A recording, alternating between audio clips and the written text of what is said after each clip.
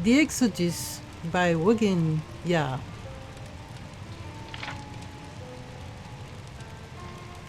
Vala was a little girl, beautiful and sweet-natured, beautiful and smart, beautiful and energetic. Everything that her parents had dreamed she would be, as perfect as she was. They could not help but have dreams for her. Her father, a bit of a social climber named Mountain, thought she would marry well, perhaps become a princess of the empire. Her mother, an insecure woman named Sineta, thought she would reach greatness on her own as a knight or a sorceress. As much as they wanted the very best for their daughter, they argued about what her fate would be, but both were wrong. Instead of growing up, she grew very ill.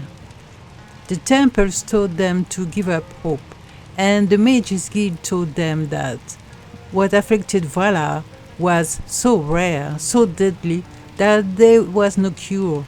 She was doomed to die, and soon.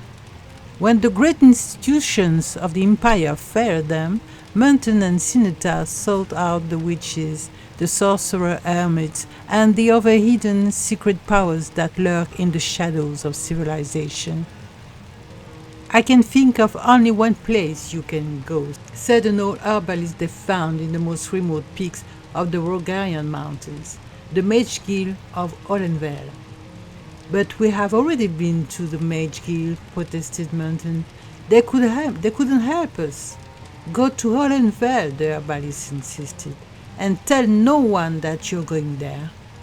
It was not easy to find Olenveld, as it did not appear on any modern map. In the booksellers in Skyrim, however, they found it in an historic book of cartography from the Second Era.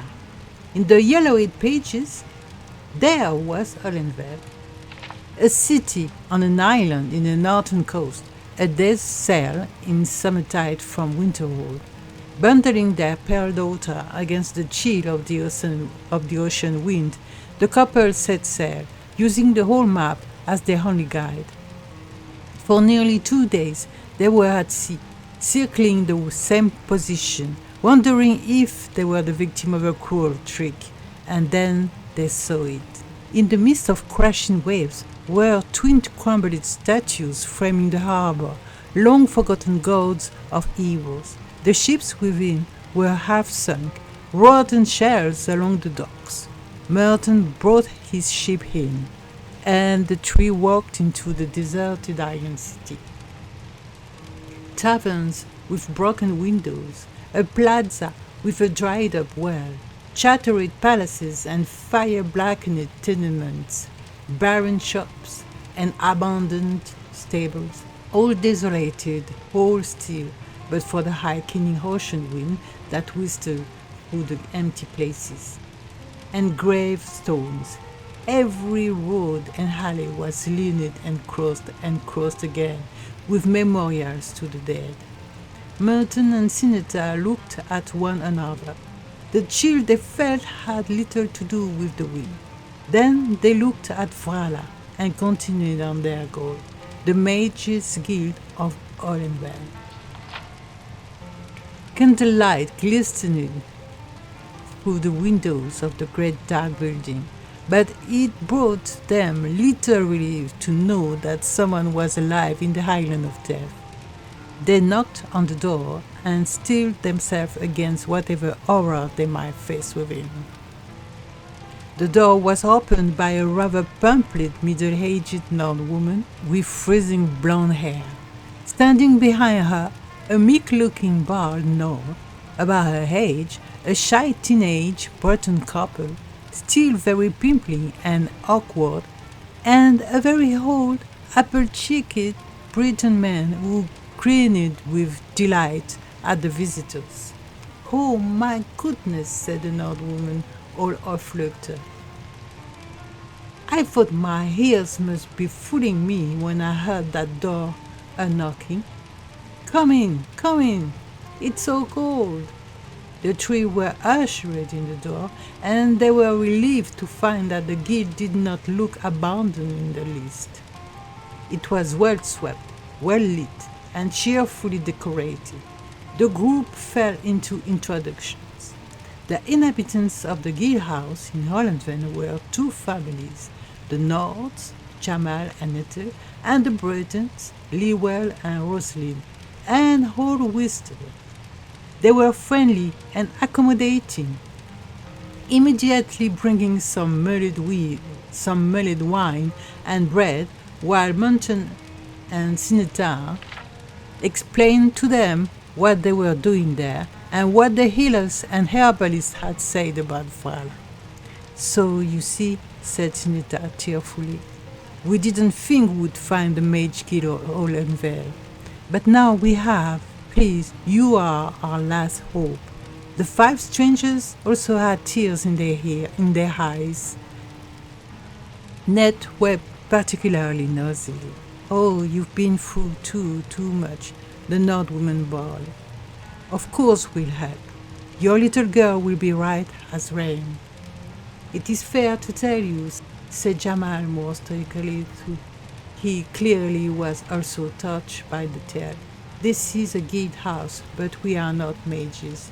We took this building because it was abandoned and it serves our purpose since the Exodus. We are necromancers. Necromancers? Said Ned cleverly. How could these nice people be anything so horrible? Yes, dear. Ned smiled, patting her hand. I know. We have a bad reputation, I'm afraid. Never was very good, and now that well-meaning but foolish Archmagister Hannibal Craven made the worn king hit his soul, cried the old man, quite suddenly and very viciously. Now, Winston, said the teenage girl, Rosalind, blushing and smiling at Sinetar apologetically. I'm sorry about him. He's usually very sweet-natured. Well, of course, he's right. Manny Marco will have the last say in the matter, Jamal said. But right now, it's all very well awkward. When Traven officially banned the heart, we had to go into hiding. The only other option was to abandon it altogether, and that's just foolish, too. There are many who have done it. Not many people know about Hollandvale anymore, since Tiber Septim used it as his own personal graveyard, said Lewell.